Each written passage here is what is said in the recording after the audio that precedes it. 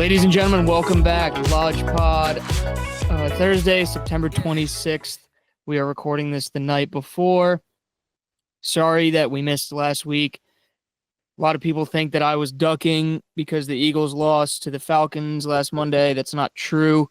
I was actually at a destination wedding. I was there for a week. Thankfully enough, I did not cause a scene for all those at the wedding. I was well behaved. It really took a lot, and it took a lot of liquid courage, but made it through. Here we are. We are through, 2 weeks of football, basically, since the last time we put out an episode.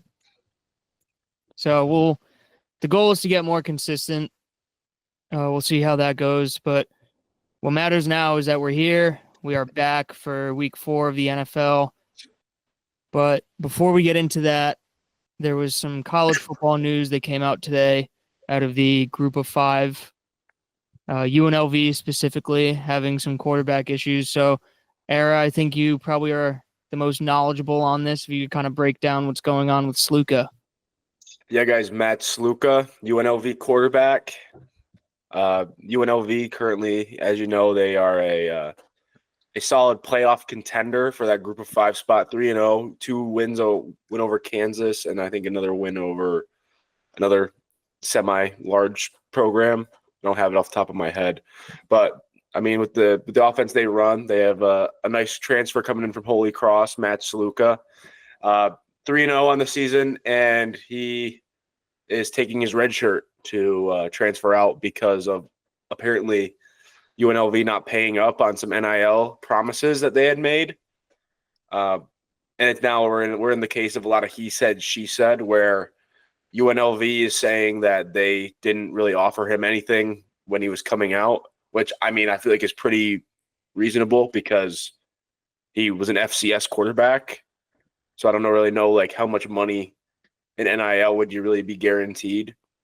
But a lot of the UNLV insiders through like On3 and things like that we're saying that he got like scholarship and whatnot. And he, after the Kansas win, they're saying he had signed an agent, and the agent gave him like a $300,000 valuation.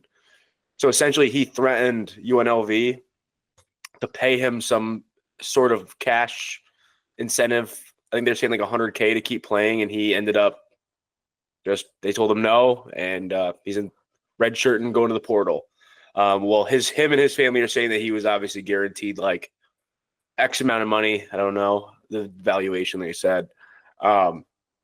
And he did not receive any of it. So we're in a he said, she said thing, and it's crazy because it's like the wild, wild west. You're seeing it right now. A lot of these kids are redshirting after these few games when they're either A, realize that they're not getting the NIL deal, or they could move on to somewhere bigger and better, or B, they aren't good enough to succeed at their current program, and they want to save some eligibility. So what do you guys think? I mean, kind of the way that I perceive this, and it's like I want to take the players' side because I feel like players in college football for so long have not been compensated, and obviously with the NIL that changed, and I feel like they're being compensated fairly.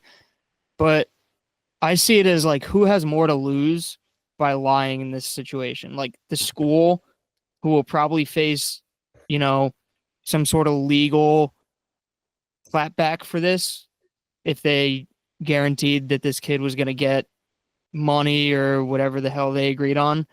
Whereas if the kid does it, like, I mean, from what they're saying, it seems like this just kind of came out of thin air, and he's like trying to feed off of his 5 minutes of fame right here because UNLV is doing so well.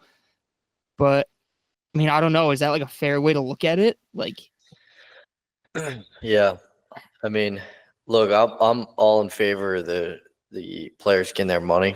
I mean, I think that's well deserved. I will say, for those of you that don't know, Holy Cross is like a little teeny school in Massachusetts, right outside of Boston. FCS powerhouse, Holy Cross. Yes. So I actually know a few people that play football or have played football at Holy Cross because I'm from that area. So I sent a few texts while we were prepping for this meeting. I'm going to see if I can get an insider scoop on it, break it here in the Lodge Pod. So we'll see. I do have a few old connections that I can see if I can sift something through here.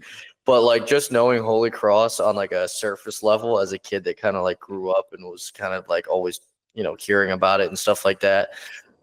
It seems a little excessive for a kid to walk in from Holy Cross to even a group of 5 program with a guarantee of 100. It was 100 grand, right, Eric? They were saying some ballpark. I don't know if it was 100 grand or Somewhere around there, 10K, right? but Something like they said that. some sort of amount of money that is like, I can understand that you're a great football player, but like I don't see it personally. So we can roll with the point where it's like you're playing like UNH, UMaine, and like these little like small FCS schools in the Northeast.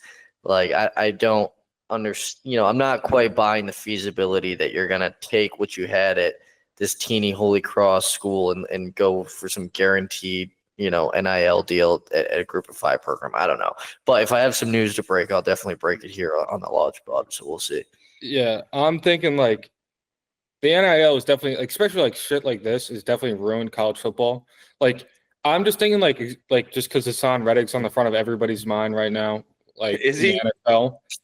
He's on the front of the Eagles fan mind, and I know you just said before the podcast that you wanted to go get him. I would take him, but like I don't think he's on the front of my mind right now. I don't know about that. Well, I mean, Probably on the front of Jets fans' minds. Yeah, but like you see NFL players like they're holding out before the season and stuff like that when they think they need to be getting paid. You don't see someone just like stop playing in the middle of the year, like and just be like, oh, I deserve to be paid more, or like this and that. Like especially when you put your team in a position like he has put you in. Yeah, like you're on track. What they're ranked. What 20?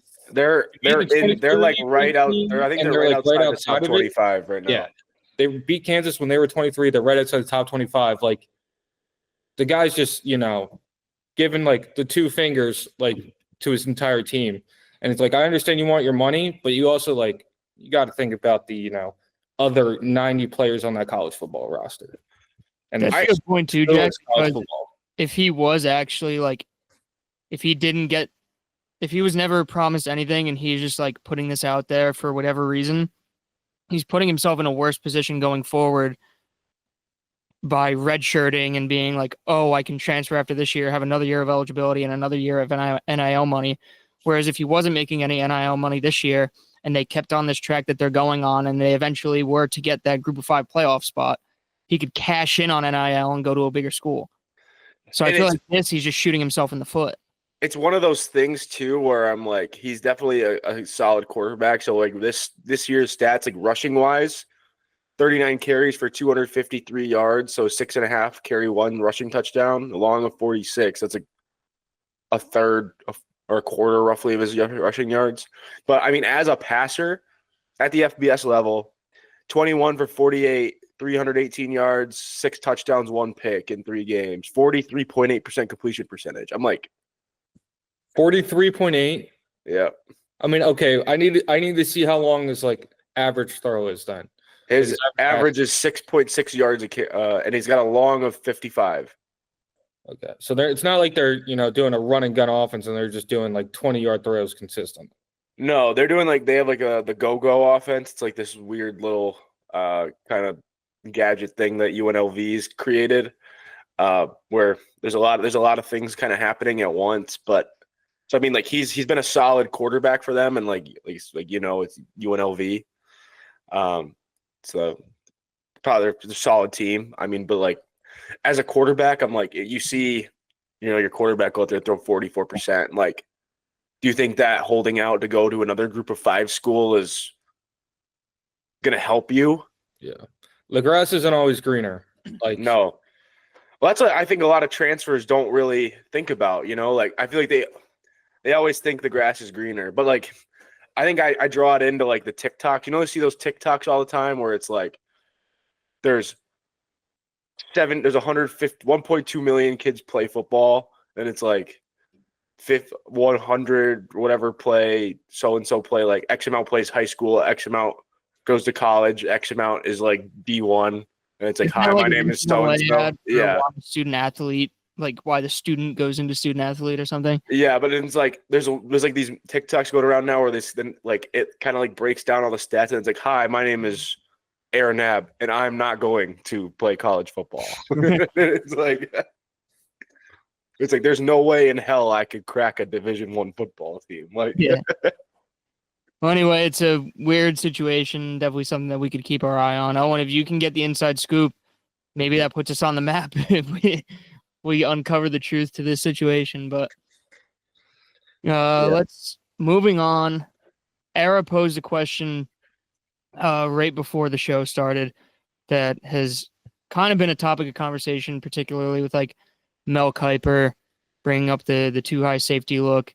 And I know it's just kind of been something that NFL fans have been taking note with the lack of quarterback production and everything like that. But Ara, you even mentioned that the quality of product that the NFL itself is putting out is kind of down right now. And as we're all kind of trying to get to the bottom of this, it's like, is it the quarterbacks that are the issue? Is it there's the defenses have just gotten too good, or is it?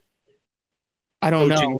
I think a big part of it is like coaching trees, where it's like everyone's after that like new young coach, but it's like all the new young coaches are all from the same system, like we were talking before. There's like McVay, Reed, Shanahan, and then there's probably like one or two other outlier coaches that like majority of the NFL coaches came from.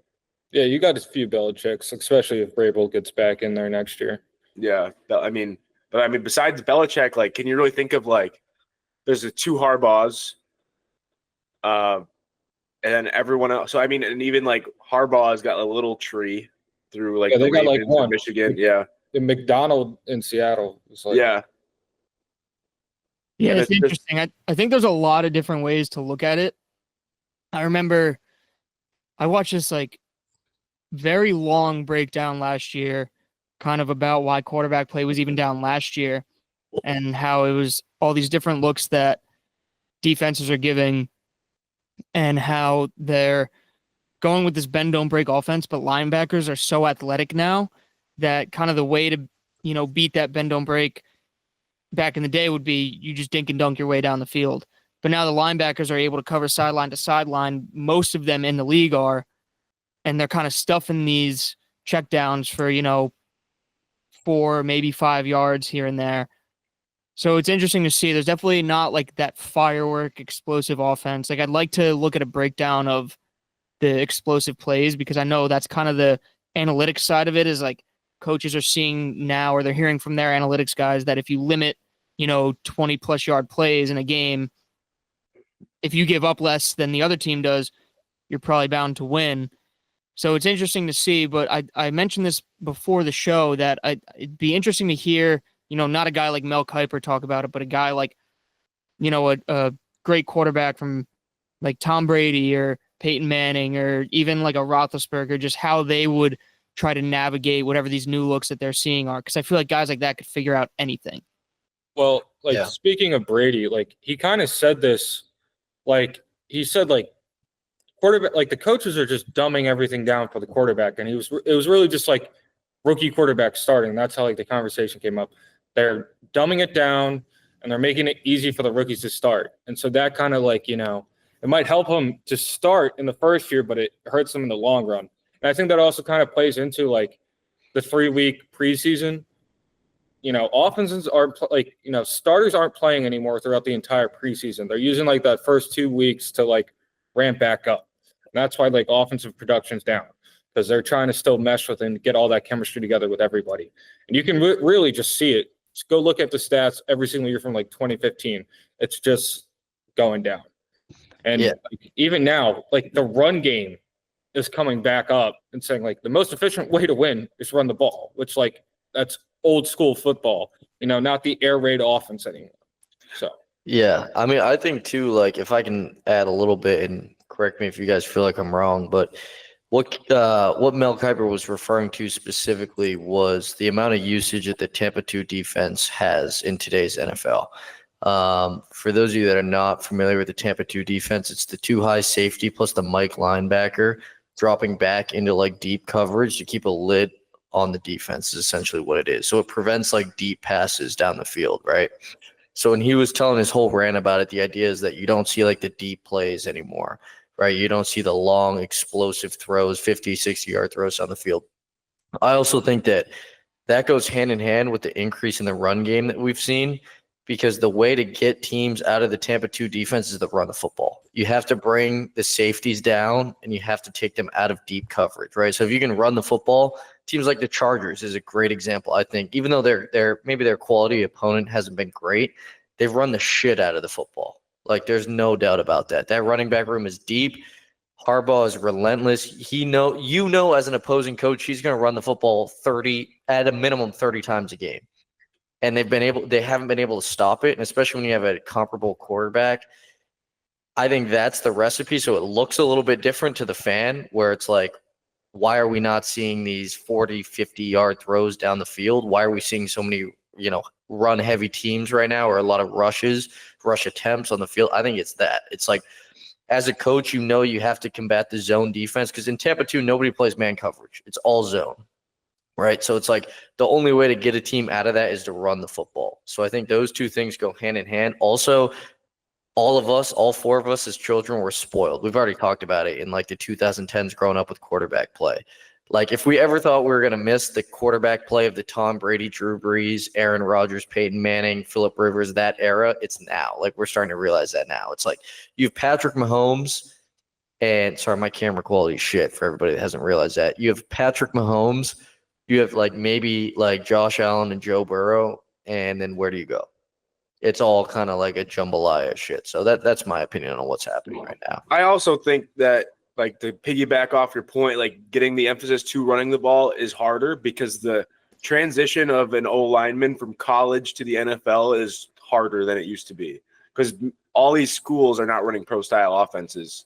Like, these schools are running to the spread, get up to the line, play comes in, you get a call at the line of scrimmage, but like, they aren't getting in a 3-point stance. Right. And correct me if I'm wrong too, but on a lot of these college football defenses, there's a lot more man coverage than there is in the NFL, right? I mean, it depends on who you have, but like, I'd say it's probably a fair mix depending on, what athletes you have on the field versus in the NFL, you have a top dog, everywhere. Right. You have an athlete everywhere. Plus you have a whole new layer of disguise on the defensive side of that as well, with stunts, blitzes, different formations, all that sort of stuff that are going into it. It's like a perfect example is like Caleb Williams. Like, watching him play the other day, like, you can just tell that dude is like overwhelmed. Like, I don't know if anybody else got that feeling, but like, you're watching him play quarterback and you're like, you can tell by how he's reacting and his brain is working that like he's going through his reads and he's not picking up what's happening. So at the last minute, he's like, I'm going to go off my back foot across the field, trying to throw to the sideline when there's nobody there. Well, that's like what Orlovsky was saying pre-draft. He was like, Notre Dame's defensive coordinator is Al Golden. He had some stints in college as like a head coach, but then he ended up he was the linebackers coach for the Bengals when they went to the Super Bowl. And then he came back to be a defensive coordinator in college. And that the last year's game when they played, Caleb threw 3 picks. Dan was like, everything that Notre Dame was doing is like NFL, is much more geared toward an NFL style defense than like, going out there and seeing cover 3, right, or cover 4. Look at it. All the rookie QBs. Has Williams thrown a touchdown pass yet? I think, Cole Kmet had one the other day. He had two, yeah. Bo Nix still hasn't had one. Yeah, Nick hasn't had one. I mean, obviously you can't count Penix. Jaden Daniels has 2 in 3 games. Like, and they were both aren't throwing the ball. They can't throw the ball. Like, I can't remember which game it was, if it was week 1 or week 2, but it was like Caleb Williams, 12 for 14 inside 9 yards. It's like from 10 to 15 or like 10 to 19, he's like 1 for 3. And 20 plus, he's 0 for 3. Like, they can't throw the ball downfield because they have to check down every time because they don't know what's going on. I'll say too, I think part of this is there's a natural ebb and flow to the National Football League where you'll see offenses will get ahead and defenses will start to adjust because it's a copycat league, right? So the offense that's given the most production, coaches will start to emulate that a little bit, or front offices will look for guys who can follow in the path of that offense. they'll get ahead for a little while. Defenses will start to catch on and eventually surpass them. I think we're at that point now. And I think we're kind of starting to see this transition where the offenses are going to take over again with like how you guys have said with this too high safety look that and the Tampa 2 that you're seeing a lot. They're running the ball. And a lot of teams that are running the ball are running the ball effectively. And I mean, I've even seen that watching the Eagles play. When they get back to the ground and pound game, things are working better. So, and it's interesting to see too, because you've got quarterbacks who, may have been putting up numbers the past few years. They're still completing passes at about the same rate, but they're throwing the ball way more, and their yardage and their touchdowns are way down because they're throwing the ball short and they're getting the ball out quick because the deep ball just is not there. Well, and too, like the pass game, those short passes and screen game is like an extension of the run game now. We're No like more long handoffs. Yeah. Yeah, exactly. Yeah. And I mean, even look, are the Chargers what, 1-2? Yeah. Like, No. 2-1. 2-1. They're 2-1. Well, look at Dobbins. Like, he's fucking running all over the place. And everyone was like, oh, the Chargers are going to be terrible. Like, granted, they're going to lock the third seed in just because the Broncos are there. But, like, you never know. Clinton Johnson, Josh Palmer, like, Lad McConkey, they're like, that won't do it. That won't make up for Williams and Allen. But, Dobbins is, like, when he's healthy, he's a dog. Yeah, he's a dog.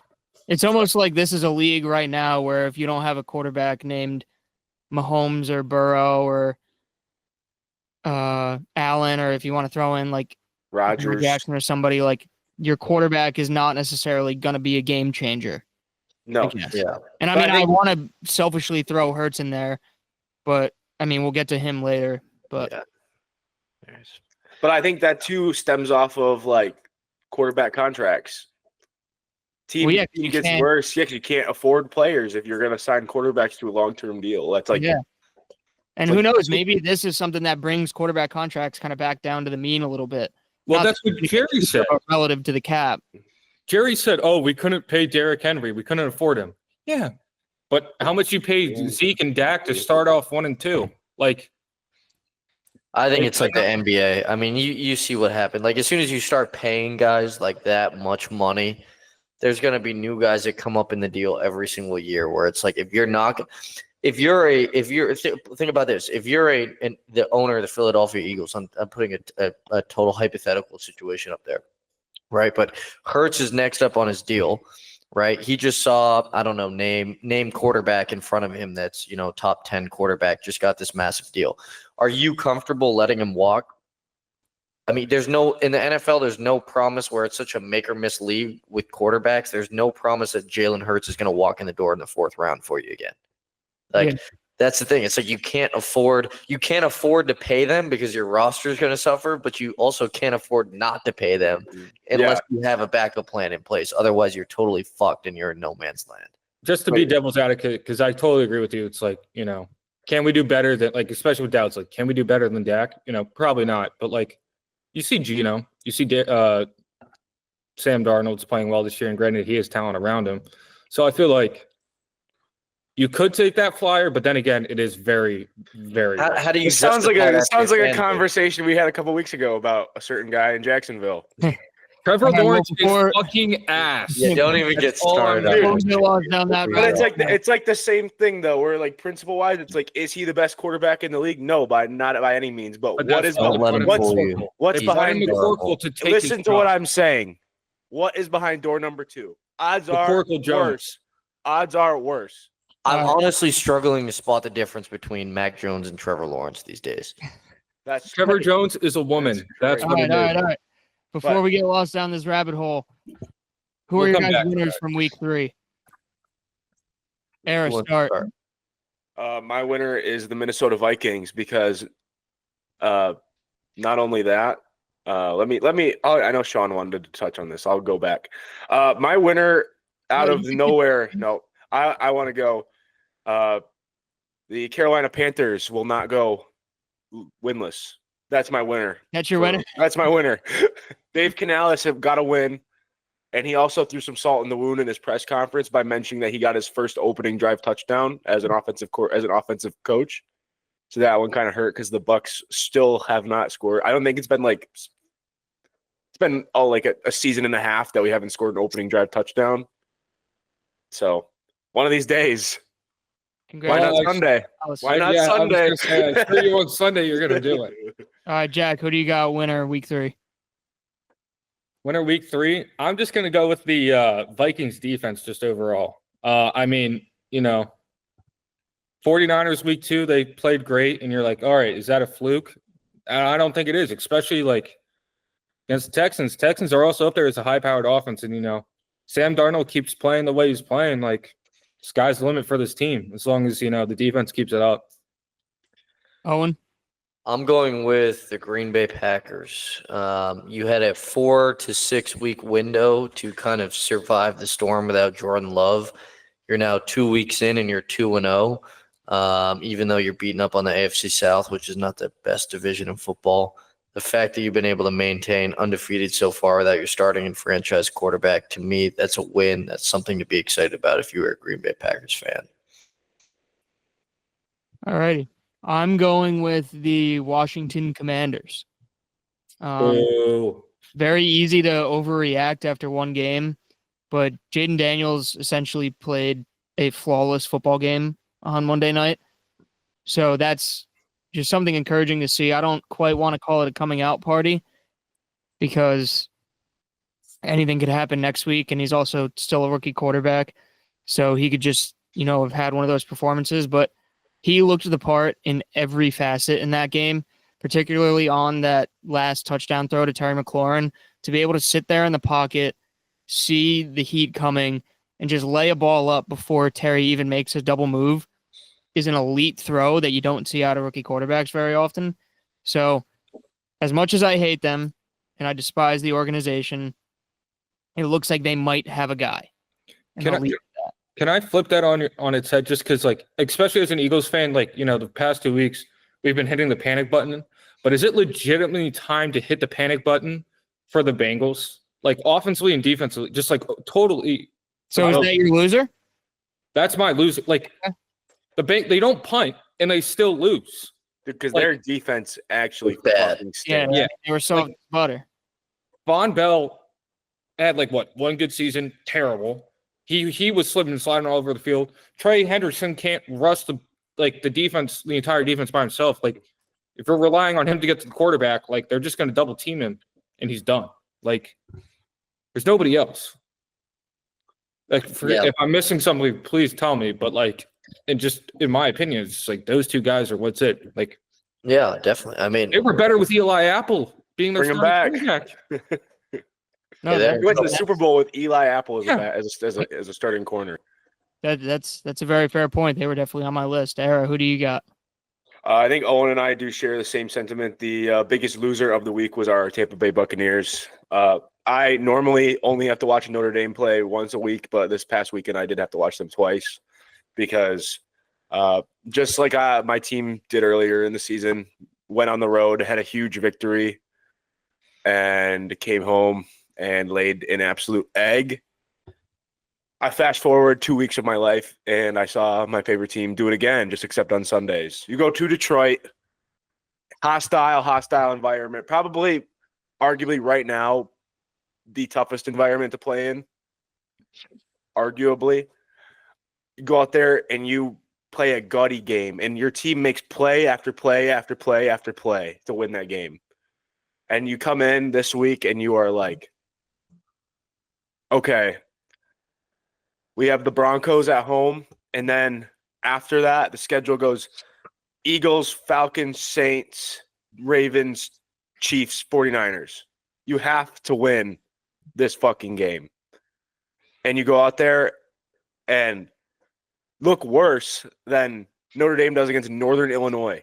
You go out there and you bring no energy, make no play. I knew the game was over in the first quarter when Denver went for it, 4th and goal from the 1.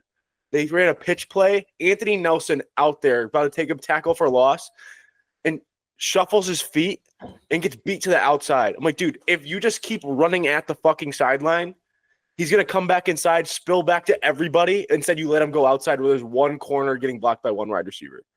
And it's just it was mind-boggling. Todd Bowles has a signature win. That's the best win Todd Bowles has had his entire career as a head coach. and the next week they come back home in front of a great crowd, 95 fucking degrees outside, and play like dog shit. Sounds a lot like the Notre Dame loss to Northern Illinois. It was Yeah, the believe me, I was there. highlight I win of watched- Marcus Freeman's career. He goes home and lays an egg. Yeah, and then it's like more salt in the wound when Baker Mayfield's sitting up there on the fucking podium after going, yeah, that's what happens when you don't treat every game like a playoff game. Like, yeah, no fucking shit, Baker. No I'm- fucking shit, dude. Like, Yeah. I mean, I'm surprised you didn't say anything about Bucky Irving and Rashad White. Like, what's up with Rashad? dude. Rashad. Yeah, go ahead, Eric. I don't think Rashad White is the problem. Bucky Irving's got some wiggle to him. Rashad White's more of a straight runner, but we can't run the ball. We've never been able to run the ball. Like Bucky Irving gets these gadget plays because he's fast, but Rashad White does not get the blocks that Bucky Irving gets. And I think that's fair to say. Yeah, Hey, agree. all I'm saying is, at least for my fantasy, Bucky Irving needs the ball. Yeah, and mine's being killed.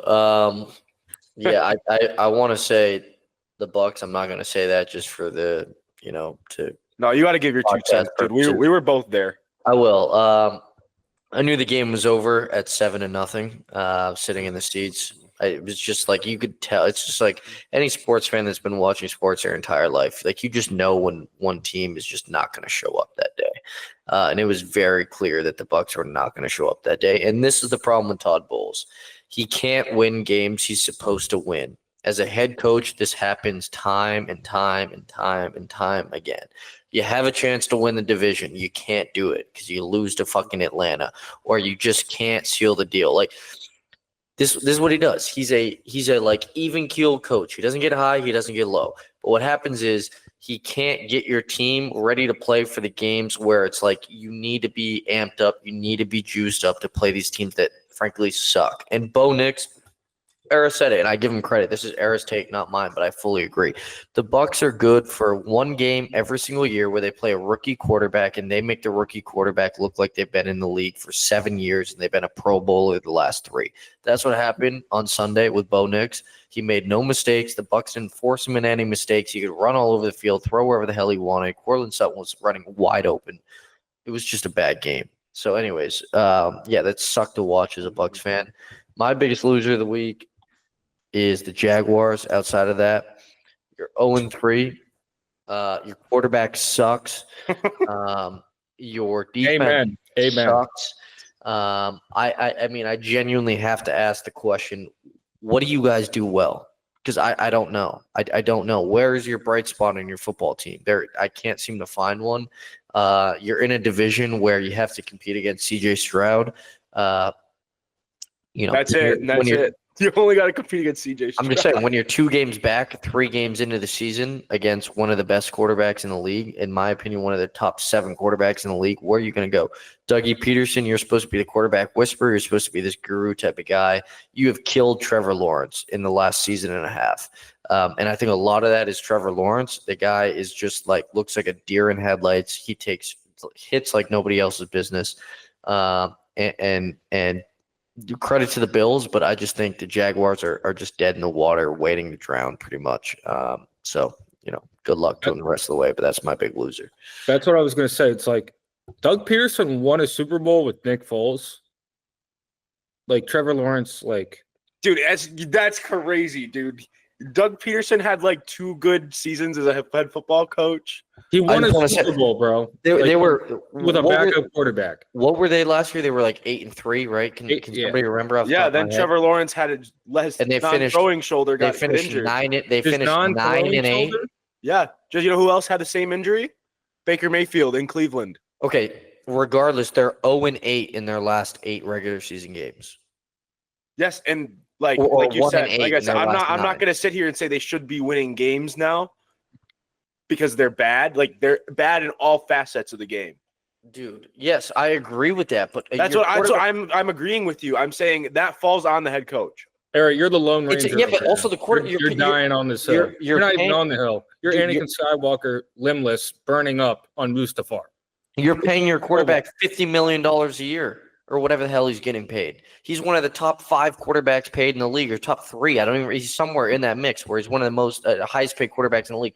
The dude on the year is completing 51% of his passes. Yeah. That's I terrible. understand. Dude, the team stinks, dude. Like, there's no way to sugarcoat it, dude. Look at the league that we're in these days, where these quarterbacks dink and dunk. And the quarterbacks all fucking stink right now. We just had this conversation. I'm gonna jut in because we're going down another rabbit hole. Let us go down this rabbit hole because Absolutely it's about not, because I haven't given my biggest loser yet. It's about time. So my biggest loser of the week is, and if you guys would please refer to your cell phones, I just sent you a image in our group chat. Bears left tackle Braxton Jones is my biggest loser of the week. Not because of his play on the field, not because I think he's a bad player. I honestly just found out who he was, but because he has finally surpassed Will Levis for the hilarious frame of the week. You can't on the Bears. On the Bears, Levis has had 3. No, but Levis has had 3, and he had this one this week. If you look at Braxton Jones, the image I just sent, in full scorpion, when the Bears attempted their 4th and goal toss, when the entire offensive line fell to the ground, this man was on his belly with his legs damn near touching the back of his head. Hey, yo. Dude, the Bears O-line is so bad. That was also just a horrendous play call. My loser was going to be Matt Eberflus for that play call, but then I saw that screenshot. Dude, that's like Shane Waldron. That was a perplexing hire. When they were like, I remember because they were talking to like JSN or something like that on during like Super Bowl week when he got hired, and they were sitting there at he's at the podium. They're like, "Oh, Shane Waldron just got hired by the Bears to be the OC." He's like, they hired him.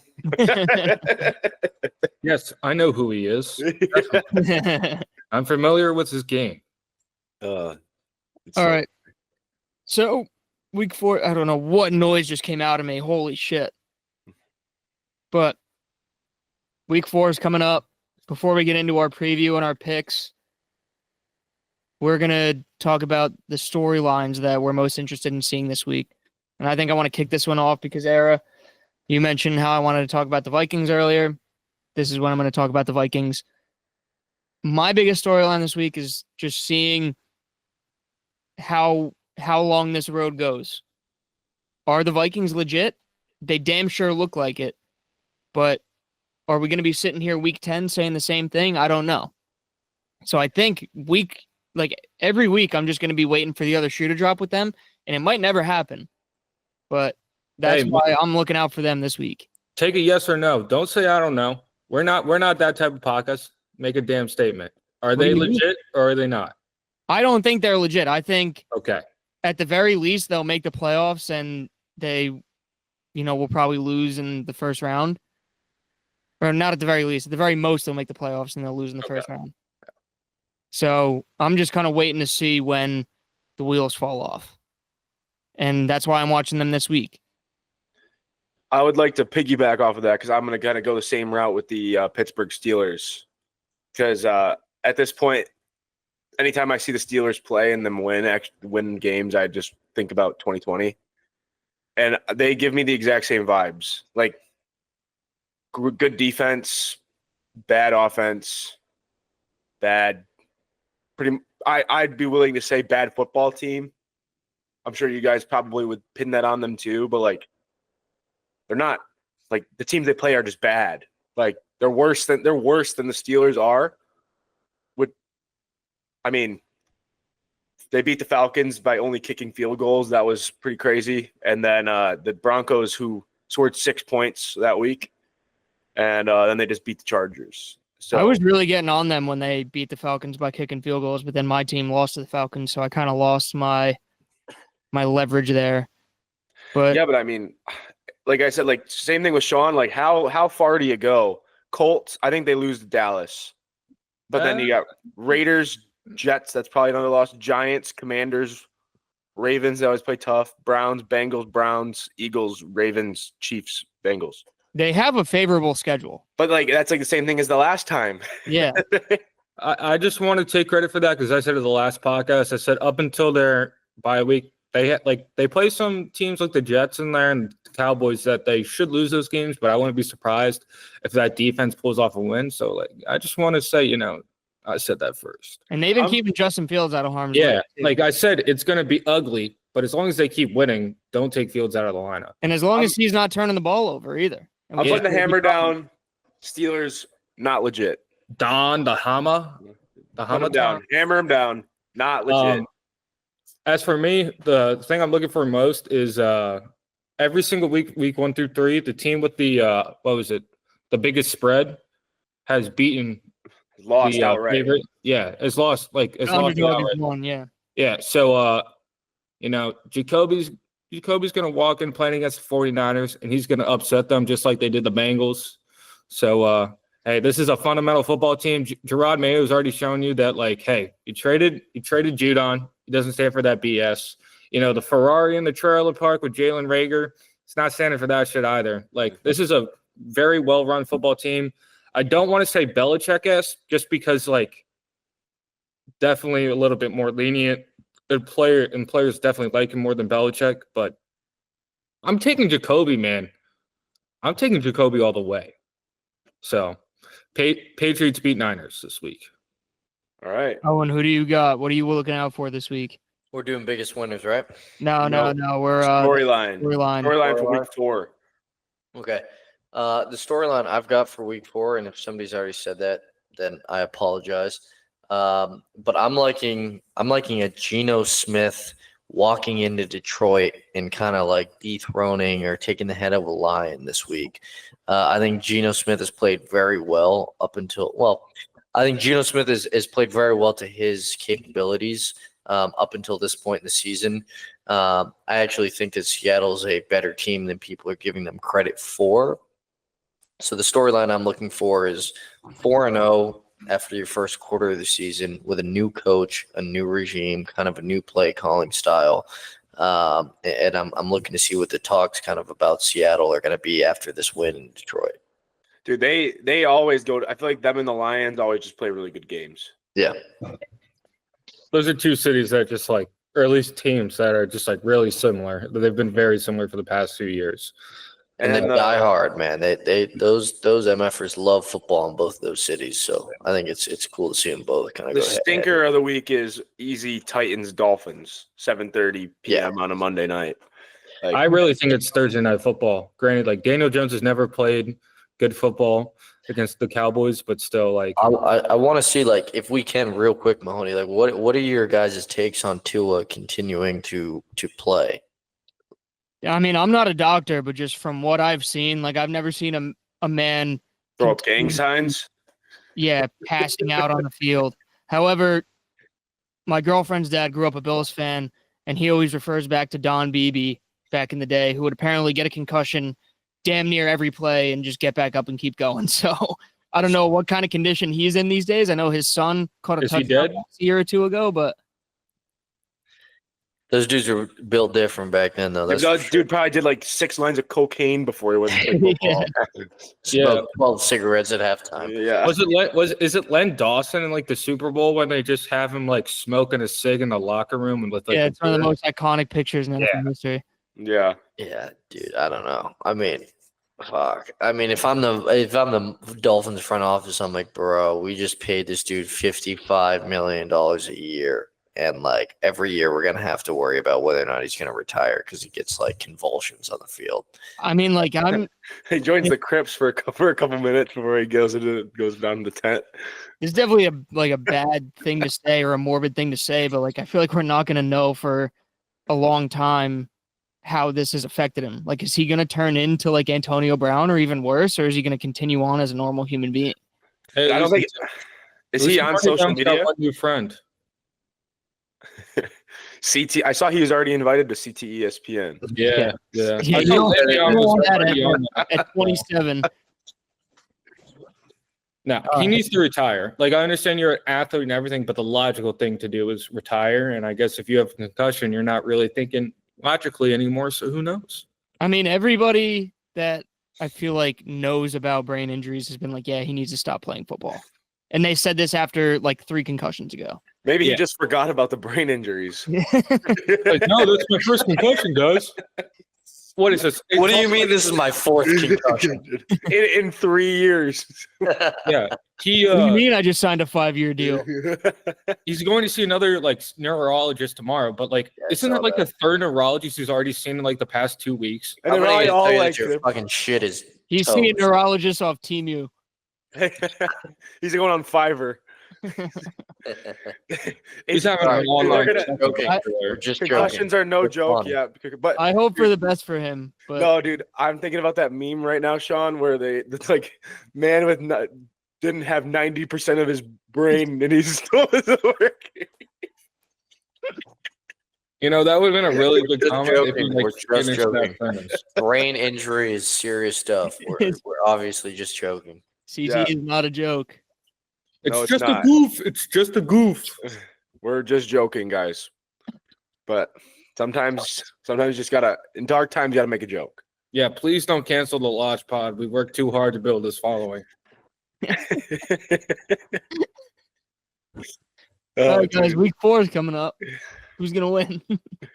The Cowboys. Giants. Who's gonna win? We got a clean sweep there. Yeah. No, we all no, got no, no, no, Belichick. no, no. I'm typing my stuff in as we speak. Oh, Danny Jack, Dimes, Malik Neighbors is a better quarterback wide receiver combination than Dak CD. I'm taking them. Well, Jack, thank you for being diligent and filling this out beforehand. Well, I was filling in the teams and I just forgot to like fill in my actual picks. So You didn't Alright, fill so- in the teams. What do you mean? I wrote the matchups in on the right. Oh, yeah. Jack, the rest of us are on Dallas. Why are you on the Giants? Because you know what? I took Cleveland against Jacksonville. Fuck T-Law, and I was right. I'm doing it again. T-Law deserves to be benched. That's crazy. Dude, this is straight crazy talk. Yeah, what'd you guys think about Jerry Jones saying that? Who had 6 inches? You guys He is know at what I'm talking 8.5, about? bro. He is at more than 6. Let me tell you, bro. Brandon Aubrey's definitely got the biggest dick on Who was it? I don't know, dude.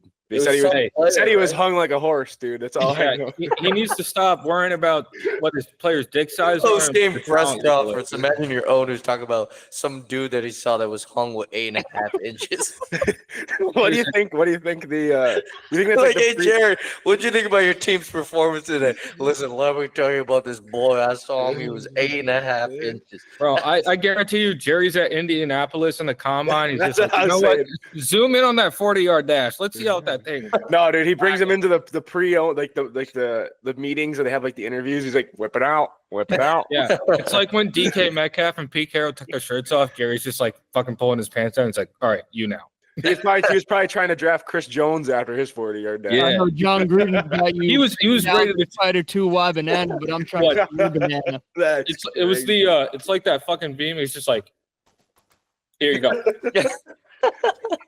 Let me get you. Oh, shit. Oh, my With God. that being said, the rest of us are on Dallas, and I think this is a no-brainer. I mean, Dallas looks terrible, but the Giants look. I mean, they Devin won last Singletary is the Oh. greatest Giants to ever wear number 26. Whip I it had out. somebody say to me the other day that he said Devin Singletary has more yards per carry and more broken tackles than Saquon Barkley, and all I did was send back their stats for the year. That was Aiden Bixer. I wasn't gonna name drop him. Oh, I'll name drop him. I don't give a fuck. anybody else you want to name drop right now? Just get it in. He No, can your, nail it. your response, Mahoney, was perfect. You were like, what'd you say? Right? Oh, well, per broken tackles and All I had to do was put it in quotes and put like the nerd emoji. Dude, next that to was it. so funny. That was so funny. I died. All right. Cincinnati, Carolina. Does Yeah. Dave Canales win 2 in a row? Absolutely not. Dude, this is a revenge game for Andy Dalton. Yeah, I'm taking Carolina. He's looked good. Fuck Bryce Young. We going. Surely the Cincinnati Bengals get a stop this game. They Yeah, got I saw something the other day. It was like Andy Dalton has the opportunity to do the funniest thing ever. I know those tweets are kind of like being overused right now, but So is anybody I'm taking the about that Bengals. game, or is it just me and Jack? I mean, Jack's taking Carolina here, but I don't know if that's serious or not. I'm No, I'm watching taking Jack Carolina. chart right now. I feel like he's just going against the grain as much as he can. Listen, let me tell you, from my picks in the previous weeks, I should be up there with like my infamy with like book it with Trent because I've been so fucking wrong every week. At this point, I might as well like close my eyes and just fucking pick one. So Yeah, I haven't been great with mine either, but listen, I feel confident. I think that the Carolina Panthers have got something going. Bryce Young sucks. He's like 4'2". You know, Andy Dalton has the sharpest fade I've ever seen. I need to know what his barber is. You know, we're riding that high. We're riding that fucking high, baby. You know, I want that gas. And that gas is going to Still keep good, going. pretty good. All right, New Orleans and Atlanta. We got a clean split here. Me and Era are on Atlanta. Era, do you want to go first in explaining your side to it? I just still am not sold on the Saints. I don't think they're very good. That's it. I just like going back to our preseason predictions. I'm not going to go back now. New Orleans surprised me for a couple of weeks. I still don't think Derek Carr is a sustainable 17 game quarterback in terms of being a winning quarterback after the past couple seasons. I think Dennis Allen is still a bad football coach. I mean, they played some bad teams to start. They surprised Dallas, but Dallas, I mean, we finding out may not be very good. So, I mean, yeah, I don't know. I was big on Atlanta before the season started, and obviously they had a rough go of it against the Steelers, and then came out, and the Eagles didn't look very good, and they were able to take advantage of that last Monday night.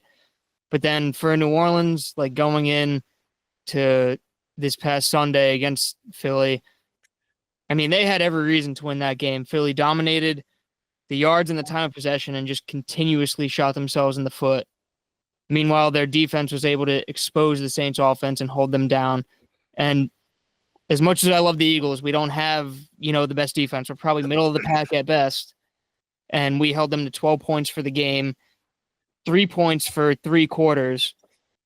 So for you to not be able to take advantage of that, I mean, the media's been all over them since they put up 40 whatever points in week 1, and they're still kind of all over them even after what just happened in New Orleans. I just don't see it with them. I think they just kind of caught lightning in a bottle early on. And I know we all kind of penciled in Dennis Allen to be the first coach fired this year. Probably not going to happen at this point with the way that they've started out. But I still I don't have faith in them very much as a football team. I don't think they're that good. And I don't think, they're going to be able to kind of keep up what they've been doing. Jack, I think it was you and I that took Nola, right? Yeah, so I'll Yes, start. sir. The two people with actual brains in this fucking chat right now. Yeah, I mean, that's crazy, dude. You just picked the Panthers, dude. If Dave Boy, Canal, you want to talk about brains? if the Panthers didn't lose, Lawrence if the Panthers would have lost last week, I think Dave Canales might have reverted back to his porn addiction. If the Panthers win this week, That's Ari is great. going to shove a spicy That's quesadilla great. up his butt. That dude's got a wife and kids, bro. Chill. And a book, dude. I took Nola in this. One, Atlanta in recent memory has been pretty bad at home or subpar at home. That was part of my decision-making process here. But moreover, Kirk Cousins, I'm on record with what I think he is. If you can put pressure on Kirk Cousins, he is not good. He's just not good. Like, there's nothing else to say about it. I think New Orleans front seven's actually pretty decent. I still think Dennis Allen, I agree with what you were saying here. Dennis Allen's a terrible coach. There's no doubt about it. This is more so about my lack of trust in Atlanta than it is about my confidence in New Orleans. I think that this is a game that Kirk Cousins is going to once again look subpar when he gets pressure. I think there'll be a lot of hits on Kirk Cousins on the quarterback. And I also just don't trust Raheem Morris yet and what he's doing there. And ultimately, I think it's going to be an ugly game, like a 17-14, 17-13 type of game. But I think I see New Orleans coming on top here. And so far, I'm 3-0 with my New Orleans picks for this season. Yep, I'll just hop on that bandwagon, and if Owen's 3-0, I'm gonna trust him completely. You have no spine. Do I have no spine, Mahoney? I took Carolina. I said Trevor Lawrence should be benched. Hey, that's not bold. And That's now just both idiot. of you are on my Trevor Lawrence sucking train. Dude, I'm a Trevor Lawrence defender through and through. I'll hold it, dude. Dude, One day we're just gonna have a Trevor Lawrence podcast. That's Remember an the off-season Alamo. discussion. remember the Alamo because they got fucking murdered. You ever Maybe see you you ever see the movie that about the Battle of 300? No, but I can assume that they died, just like Trevor Lawrence. This is a great segue. Era is so confident in Trevor Lawrence that he picked Houston to win. Dude, I don't know Thank how many you. times Thank I can you. say the Jags are a bad football team without like telling you that like I don't think Trevor Lawrence is the main issue. I just don't think that he is. I don't think that he is the worst quarterback in the NFL, and I feel like that is where the disconnect is. Dude, he was revered as the best quarterback prospect since Andrew Luck. Dude, and you're saying that we went being over this, dude. I top don't need to talk 16 about this isn't again. a fucking bust. He's not even top 16.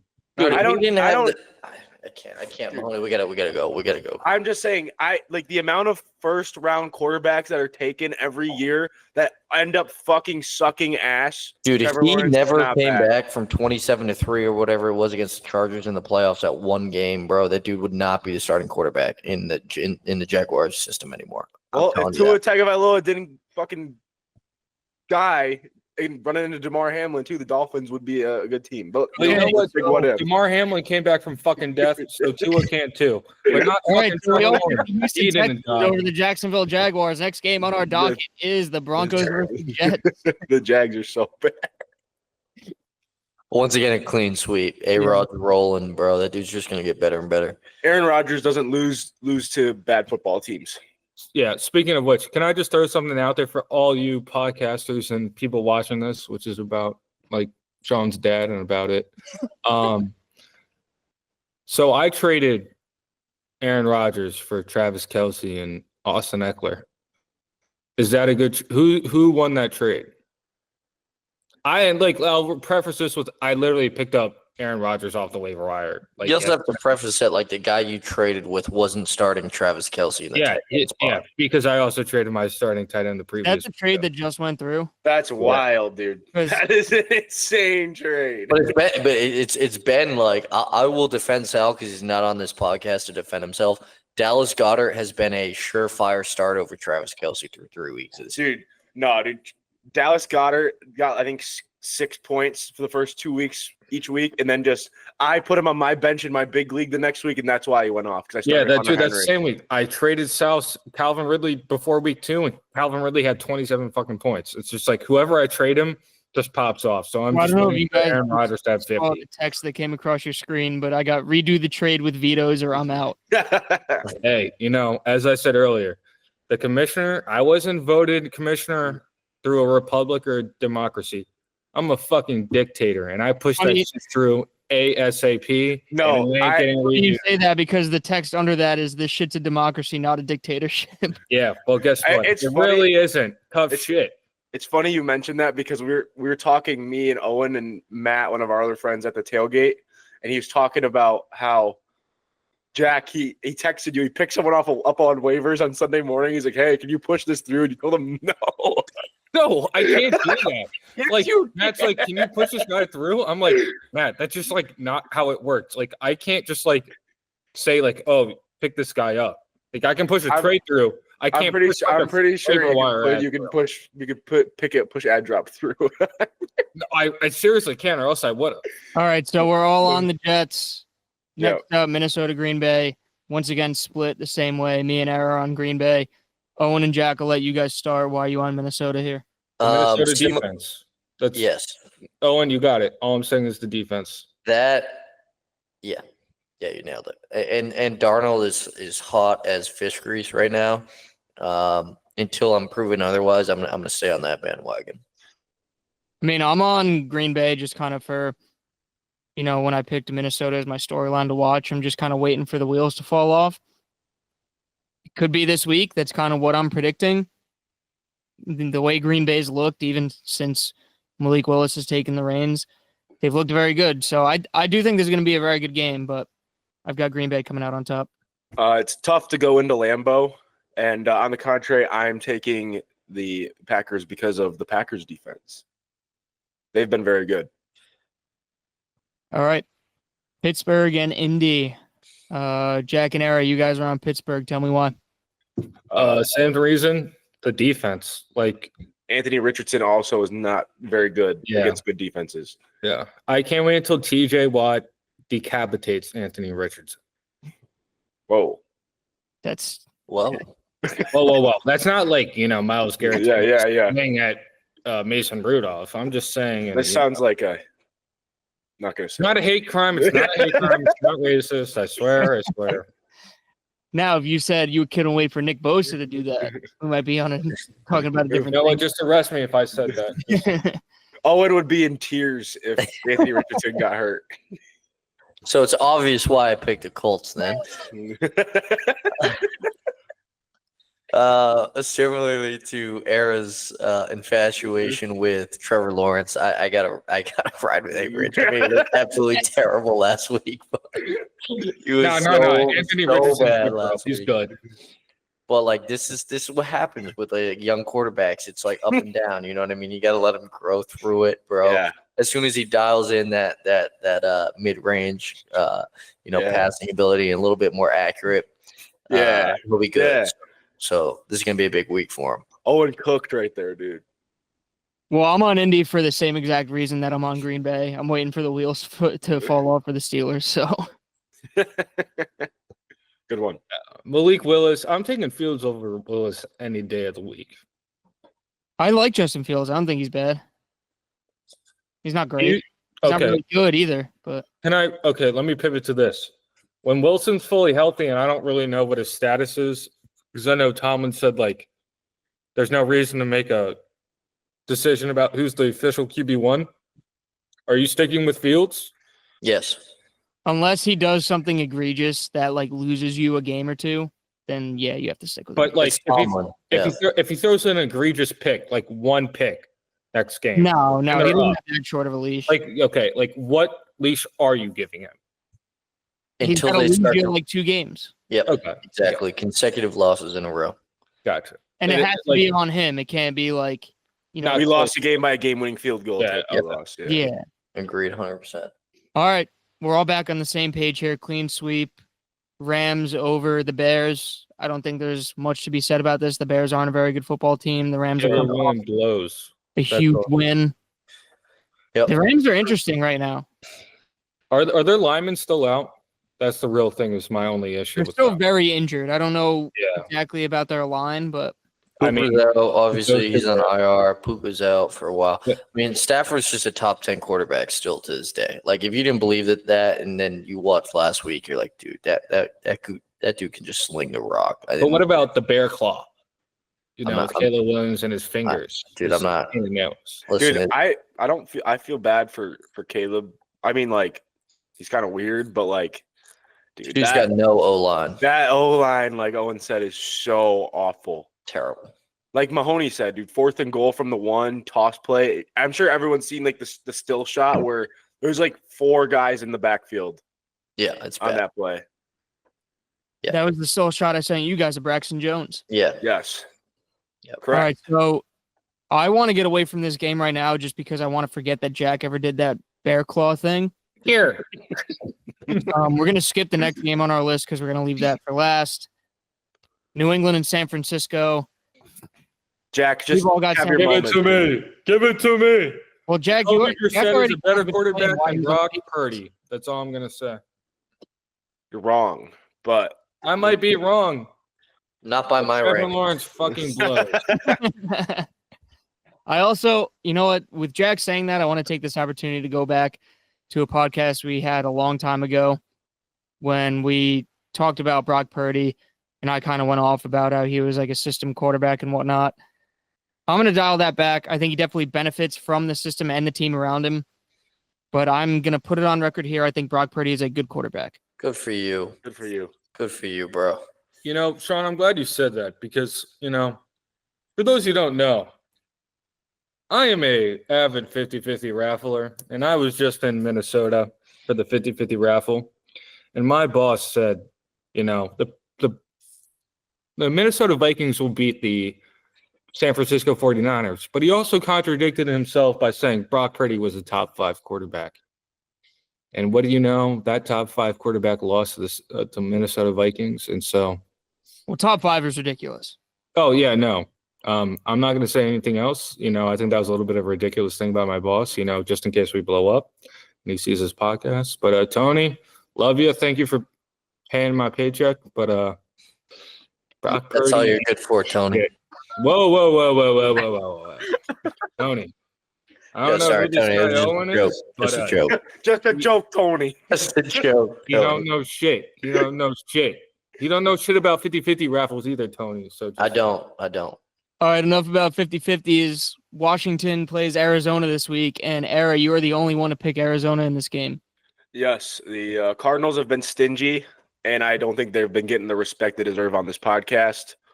They gave the Lions a hell of a game, and it should have been closer. I don't know if you guys were watching any of that game. The pick six the Cardinals have that got blown dead because of the 2-minute warning, the phantom 2-minute warning.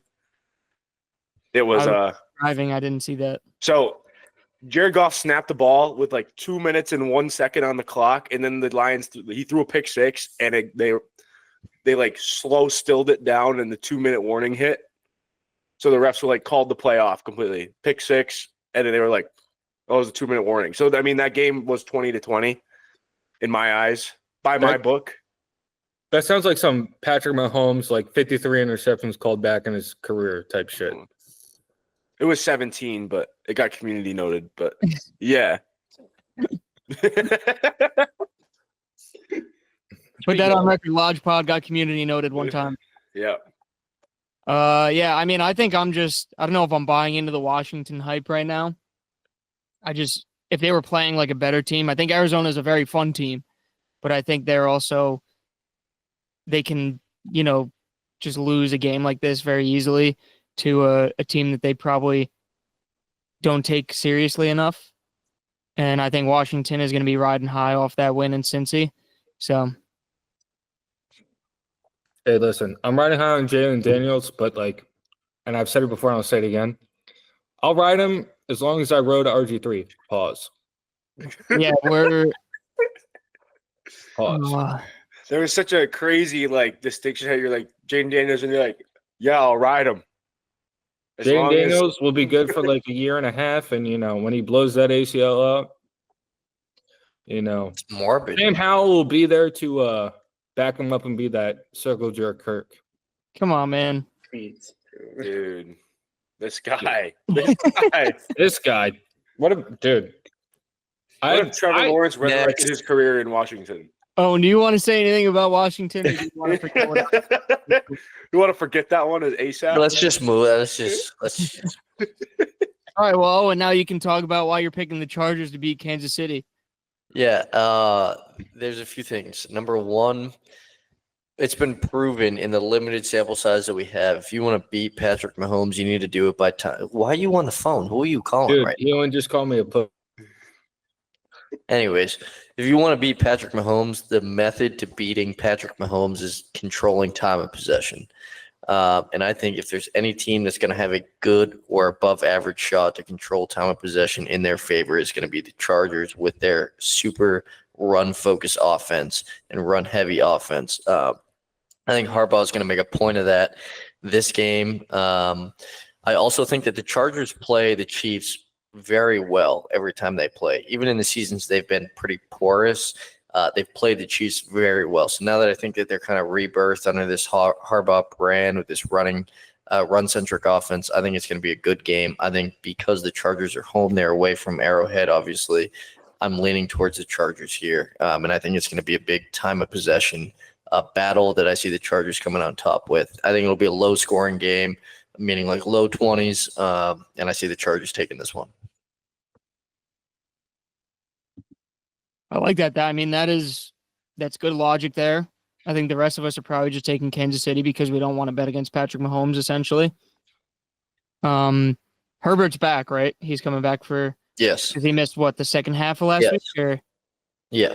Another thing I want to say too is the Chiefs always lose a game within their division in the regular season.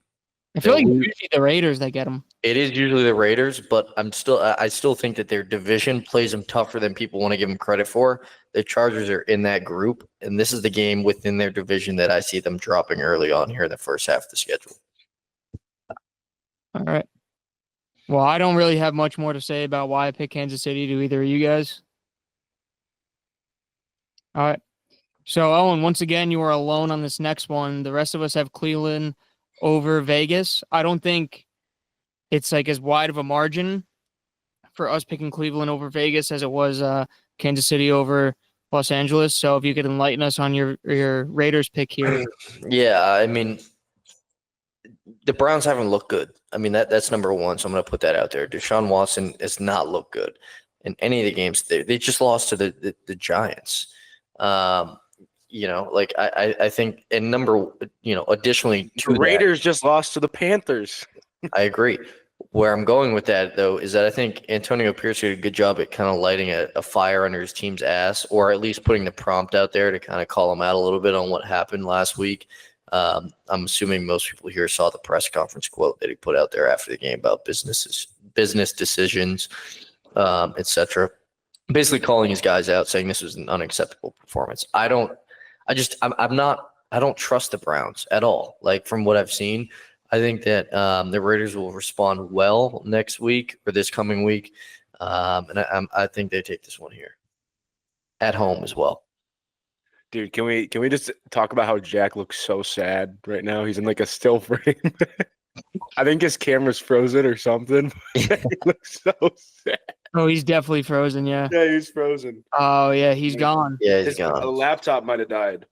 Maybe he comes back. Maybe he doesn't. Well, then it's going to be 2-on-1 when we talk about the Bucs Eagles. I got breaking news coming in. It looks like 2 hours ago, Bear Alexander, he's a defensive tackle for USC, is redshirting it with intention of joining the transfer portal again. This man will be joining his 7th football program in an 8-year span. So his high school career, he went to Terrell High School for a year. Then he went to Ryan High School the year after that. Then he went to IMG Academy. Then he went to Ann Arbor Skyline. And then during this process, 2021 February commits to Georgia. June 2021 decommits from Georgia. October 2021 committed to Georgia. January 2022 enrolled at Georgia. April 2023 entered transfer portal, transferred to USC. Today intends to redshirt and enter the transfer portal. You know what? Congrats to Bear. Maybe he'll find his match. That's crazy, dude. What a wild world. What were we talking about? Cleveland and Vegas? Yeah, I think The Browns are bad. Once Jameis Winston goes in there, though, on a Sunday, they're going to win. So, Yeah, I that's mean, why I I'm picked them. taking Cleveland just because I think their defense is going to be able to overwhelm Gardner Minshew in that offense. And I think it's going to be an ugly, sloppy game, that they're just the more well-coached team and probably have more talent outside of Deshaun Watson. So, but Buffalo, Baltimore, this kind of surprises me. We're all on Buffalo here. So is this the time that I can take my victory lap and tell you Yeah, guys I was right? I was wrong. All right. same here. Well, I'm glad that you guys were able to step up and be, the bigger man here, because I wanted to sit here and gloat, but I'm not going to do that now because you guys admitted your failures. And, Absolutely. as men, that is a quality that we can all have, is to admit when we're wrong. It's Joe Brady, right? The OC in Yeah. Buffalo right now. That dude's got that motherfucker dialed in, bro. That Dude, they have good weapons, honestly. Yeah. Like, Khalil Shakir is a good weapon. Keon Coleman, obviously a rookie. He's going to take some time. James Cook took that jump that I feel like we were all waiting for him to take. And Josh Allen is, in my opinion, far and away the second best quarterback in football. So That's it. Like, whatever him and McDermott, wherever we're finally able to get through to Josh Allen about, like, you don't have to be superhuman every single play. Take what's there and, like, still give him the freedom to, like, have a few plays here and again. We're just doing whatever the hell he wants to do. Man, kudos to them. They're the best team in the NFL right now. There's no doubt about that. I do think it's crazy too, because I feel like the assumption going into this season would be Josh Allen lost his biggest weapon. He's already been a guy who's shown that he tries to make plays and then puts the ball in trouble, in danger of turnovers. So losing Stephon Diggs, you would think that he's going to kind of take that on and be like, I have to put more weight on my shoulders now and make more plays. But it's been the exact opposite of what you would have expected. He's taken what's there. He's hitting his guys on time, in stride. And I mean, the Jacksonville game was a perfect example of that. Yeah. How many throws did he have where he was just putting the ball exactly where it needed to be to a guy who you wouldn't have, you're not going to draft in fantasy football, really. How many people drafted Khalil Shakir or Keon Coleman? I have him on my bench in a couple leagues, but Yeah, you're right. I know it's good to see. But with that being said, I think it's what? You just go, yeah, it's good to see. After you're always like, you're right. But I do think it's interesting that we're all like off of Baltimore in this game because Baltimore's a good team as well. I think it'll be a test. I think it'll be a closer game than I think we all think the Bills can score with anybody because Joe Brady's such a good offensive mind. But I think Baltimore, I think it'll be really telling about the Bills' defense is how Baltimore is able to run the ball. Because we haven't really seen their defense tested. Yeah. And I think that Baltimore brings that different dimension that they haven't seen. So I think it could be a closer game than people think. And I wouldn't surprise me if Baltimore pulled one out because they're kind of desperate at this point. That was why I kind of wavered on this game. Because Mm-hmm. it was like Baltimore needs this game badly. Yeah. Just like they needed the Dallas game. And they almost gave it away. Yeah. Hey, listen, I agree. James Cook, the real deal. That's all that matters.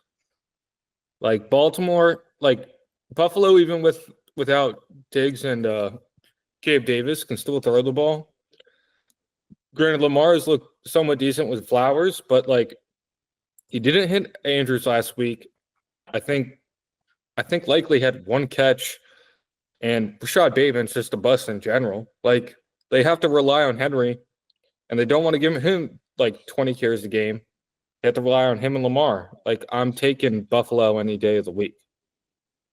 Aaron, I do think it's interesting the point you made too about Joe Brady being such a good offensive mind.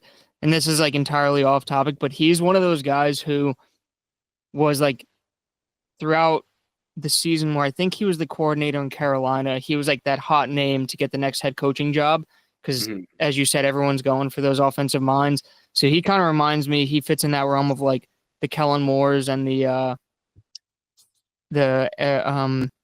who's the old Chiefs OC, Eric. The enemy. Eric Bieniemy, yes. Is he in Washington now? Right, still, or is his first? No, he's at the enemy's at UCLA. Oh, dude. is he now? Oh, he left after last He year. was with Washington last year, years ago. Yeah, 2 years ago. Yeah. But yeah, anyway, I think on to piggyback off what you said too, and what kind of like to loop things back to what we said earlier, he is a different. He's a different coach. Like he's not from a tree. He was at LSU in 2019. He brings a different dynamic that a lot of the guys don't in today's game in terms of an offensive coordinator. yeah, I agree. So with that, we can move on to Miami and Tennessee. I see. Do we really have to go in on this one? I don't even know Jack knows why he picked Miami, and he's not currently at his computer. So Skip. I don't know why he did that. Skylar Thompson starting. So no, it's Tyler Huntley, isn't it? It is Tyler Huntley because he knew there's a Pro Bowl quarterback starting for the Dolphins. Yeah, that's crazy. He had a good time in that flag football game though. Yeah. Detroit, Seattle. Owen, you're the only one on Seattle here. Yeah, I just changed this a few minutes ago. I realized that Seattle was my, I think, storyline to watch here earlier in the podcast because I said they were going to go into Detroit and win. So I'm going to ride with them here on the pick, obviously, to correspond with that. So the take I had earlier on why they're going to be the biggest storyline to watch is why I think they're going to win here in the pick 'em. Sweet. All right. With that, we got one game left, and uno más. Jack is finally back. So it's time. How do you guys want to determine which of us gets to start? Do you guys want to go 1-1, or do you want to? I think you guys do your thing, and then we'll do our thing. All right, Jack, you start. I think you do your thing, and then we do our thing. How does that sound? Well, I mean, we own you, so I think that you guys can go first. Whoa. That's kind of racist. But, we'll drop that. You know what? We'll go first because of that remark. Anyways, listen. Last year we thought that the Philadelphia Tampa Bay playoff game was going to be bad. Let me tell you, this is going to be 20 times worse. That score might have been 3-0 for most of that game against New Orleans and the Saints. But, Nick Sirianni, in all honesty, should have been fired after that game no matter what that score was. I mean, the fact that he did not learn, well, I can understand the first time going for it on 4th down. But then the past 2 times you've gone for it and you've done it twice, you take the points. That's just how it is. I don't care what your philosophy is or whatever metrics you're using and statistical analysis you're using. Because apparently he's just looking at them and he's going, oh, okay, crumpling it up and just throwing it away. Take the fucking points. The fact that Saquon didn't get the ball in the first fucking drive of the Falcons game, didn't touch the entire ball in the game against the Saints. Look at his fucking stats. Every single play, the first play of the game should be run the fucking ball with Saquon. Theoretically, nobody can stop when we run the ball with Saquon. Saquon should have 30 touches a game, and Kellen Moore is just trying to be too cute and too smart, and he's not doing shit. I think that the Bucs win this game, and it's not me trying to say, oh, there's no way the Eagles win, have a little side eye. It's truly Nick Sirianni fucking blows. He says he calls 20 to 25 plays a game, and he just steps in whenever he wants to. There's a reason the first year he called the plays when he was a first-year head coach, that he had to hand it over to Shane Steichen because he fucking sucked. Nick Sirianni is not good. They're trying to hide all their misfortunes and all the BS behind the doors, and no one's going to say anything. But the players don't like Sirianni. They don't trust Sirianni. It's very clear. We need to get the fucking rid of him. Tampa wins this game. Okay. Go ahead, because Yeah, I that can't was say a lot. anything. Yeah. And I'm going to disagree with you on a few points there That's fine. before I get into That's my fine. thing. One, I disagree with giving Saquon the ball that many times just because I don't want a lot of wear and tear on his legs. That's the only reason. I mean, obviously, if we give it to him 30 times a game, we could probably win any game. I agree that Sirianni's not a good coach. I disagree that the players don't like him, though. I don't think they're just putting up a front. I listened to something with Brandon Graham today where he kind of came to his defense, and, you can kind of tell when a guy is a little tongue-in-cheek and something like that. Brandon Graham is not like that. He also has 1 year left in this league, that's very public. He doesn't have much to lose. Obviously, he doesn't want to say something that's going to tear the locker room apart and turn them against their coach. But even a guy like CJ GJ, who left the team and came back, has raved about Sirianni as not, for his football IQ, but for being a leader.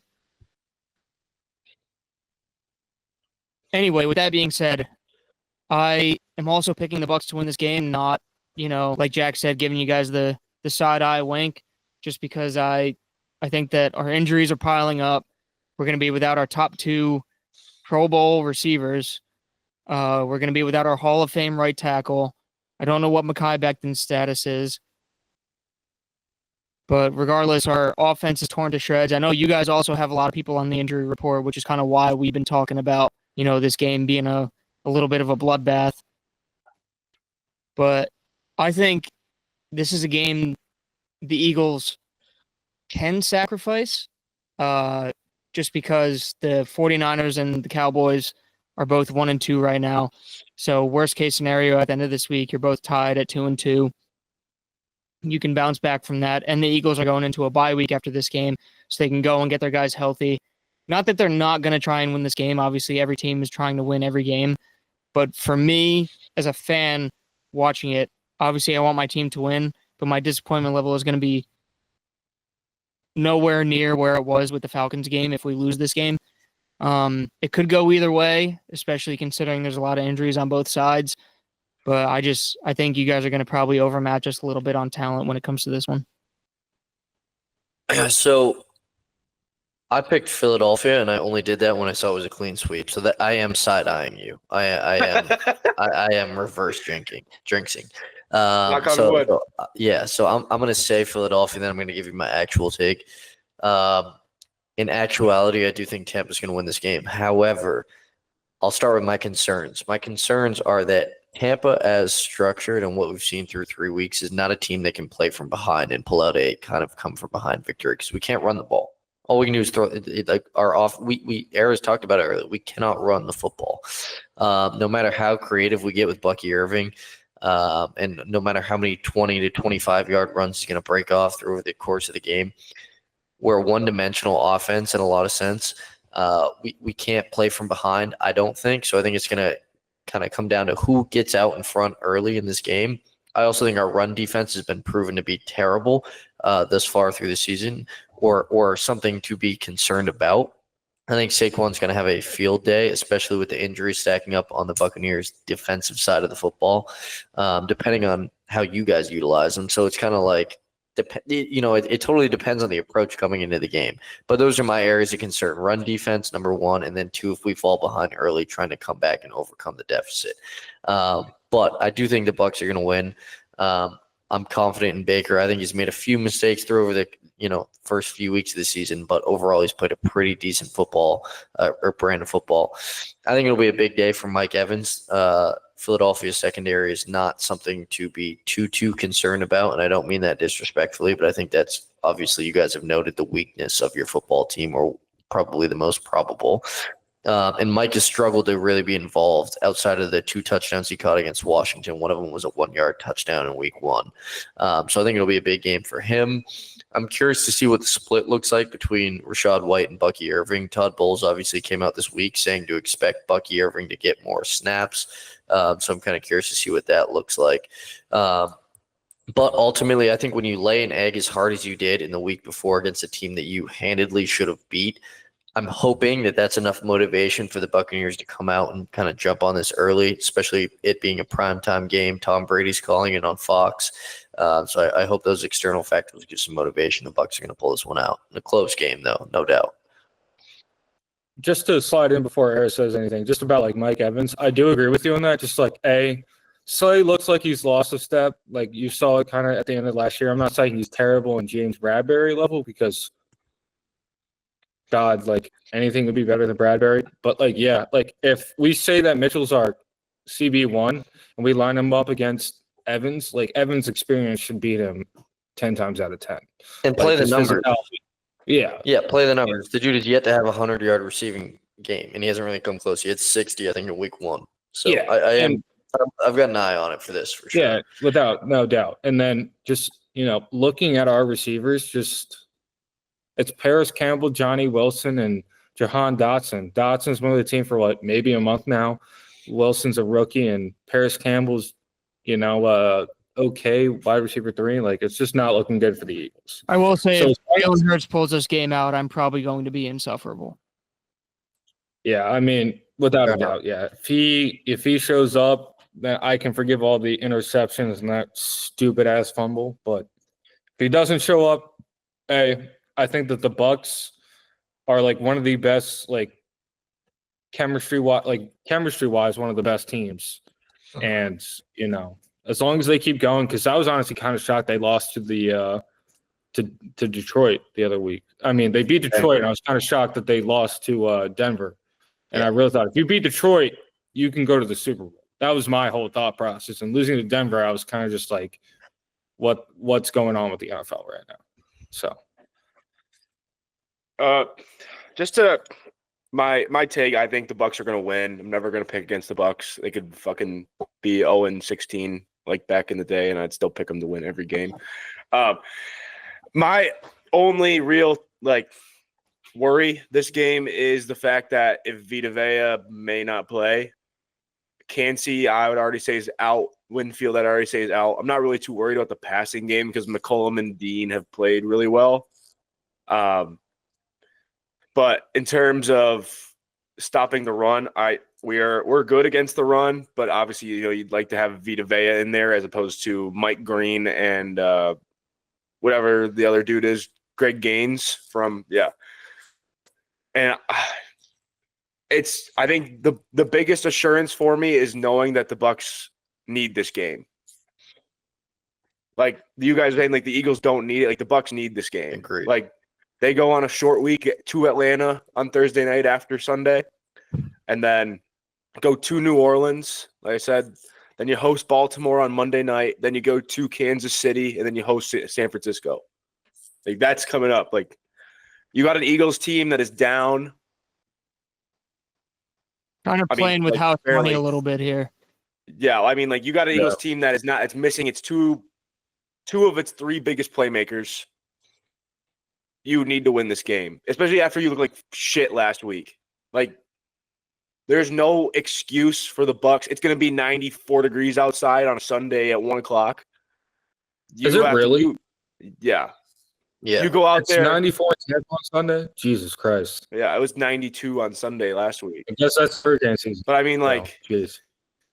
I mean, just like the way I look at it, like, you can't lose this game. This is a must-win game if you're the Bucs. Agreed. This is like it would be a much worse loss for the Bucs than it would be a good win for the Eagles. Yes. And Yes, Owen, I'm yes. gonna say something here. I'm gonna give you your flowers a little bit. We had a conversation sometime last year about Jalen Hurts turnovers, and you pointed it out, and I stuck to the fact that I said, man, it was just a weird year. You know, things were going wrong within the organization because in 22, Jalen Hurts, I believe, was the number one in like he had the least turnover-worthy plays in the league the year we went to the Super Bowl. Since then, you've been right. He has a turnover problem, and I'm admitting it right here, right now.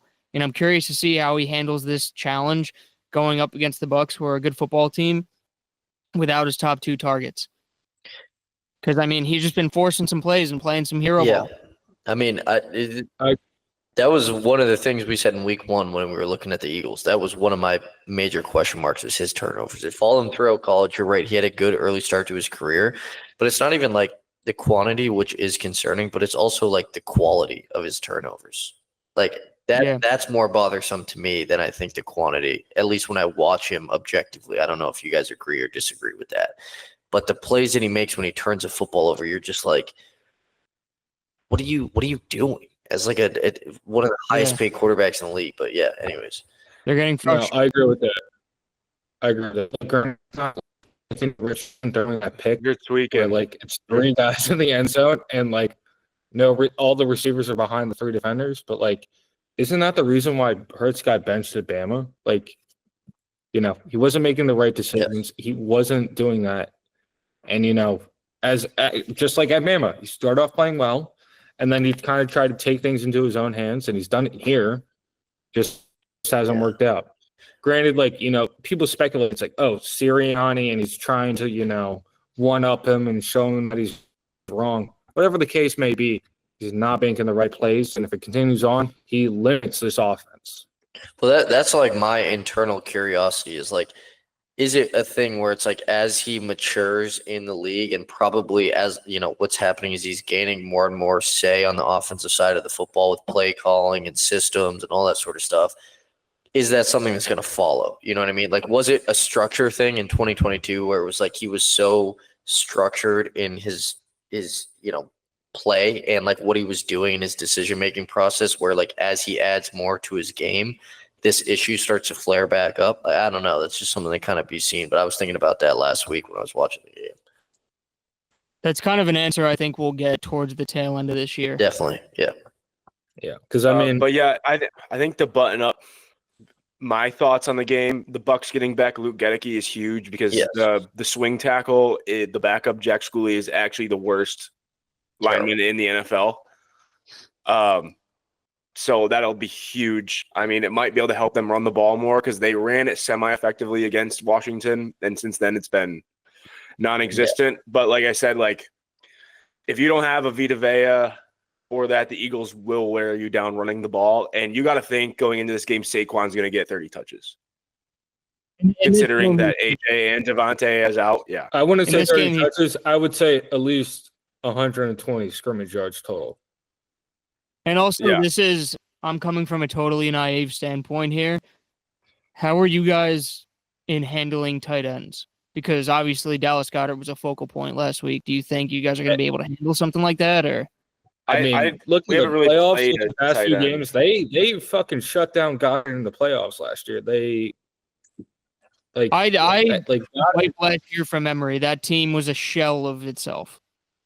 I Yeah. think it just kind of depends on what goes on. I mean, Levante David's probably one of the best cover corners in the NFL, or covered linebackers in the NFL still. Servassier Dennis has been very good in coverage. KJ Britt hasn't. I think it kind of depends because I'm sure he'll get a safety considering that Todd Bowles will not respect the 3 receivers that the Eagles are throwing out on the field. I feel like that's pretty fair to say. So I think it kind of depends how they're going to play him, but I'm sure he'll be getting some attention from someone notable. All right. Well, if we got no further thoughts, it was Yes, good sir. to be It's back. good to be back. Absolutely. Great to be back.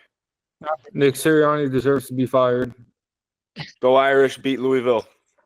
Okay. I don't know Circle back. exactly. We probably won't put out another episode before this weekend just because there's a few things going on. There's a hurricane heading towards Tampa, so we're going to lose 2 of our guys, but We may need again. we may need a rapid reaction on Sunday night. Yeah, you guys should. It should be out of the way by then, right? Yeah. Yeah. And I'm going to the game on Sunday, bro. If we know one thing, all of us have been down there in Tampa for our fair share of hurricanes. Those Indian burial grounds, they don't get touched. No. Knock on wood. Yeah, knock on wood. You have to just go to the lodge. Yeah. Yeah, and the roof will blow off. Right. Hey, Yeah, all right. it's fun, guys. Well, that has been the Lodge for Thursday, September 26th. If you tuned in, thank you. Spread the word. Keep watching. You know, we do this for fun. So whatever we can get, we'll take. It's been a pleasure. See you guys.